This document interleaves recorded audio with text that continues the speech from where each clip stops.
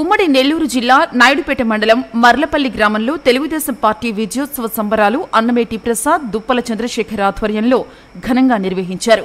Telugu Desam party 135 స్థానాల్లో గెలుపొందడం చాలా సంతోషకరంగా ఉందని, సూళ్లూరుపేట నియోజకవర్గంలో మహిళా అభ్యర్థిగా మొదటిసారిగా పోటీ చేసి నెలవల విజయశ్రీ 29,115 ఓట్లతో భారీ మెజార్టీ చేకూర్చడం చాలా శుభపరిణామమని, ఇంత భారీ మెజారిటీ ఇప్పించేటువంటి ప్రజలకు నమస్కారాలు తెలియజేస్తున్నానని వారు అన్నారు.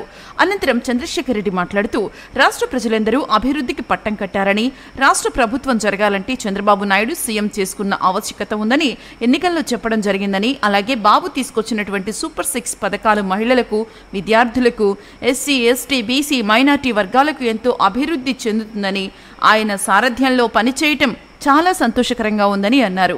ఈ కార్యక్రమంలో దుప్పల రవీంద్ర, పాండూరు మునిస్వామి, అన్నమేటి పుల్లయ్య, నలజాం మోహన్, నలజాం శ్రీనివాసులు, అన్నమేటి మల్లికార్జున్, ఏలూరు నందిని, కొప్పల సురేష్, పెరిమిడి అశోక్, అన్నమేటి కిరణ్ కుమార్, అన్నమేటి శివ, దుప్పుల మాధు తదితరులు నాయకులు, కార్యకర్తలు పాల్గొన్నారు.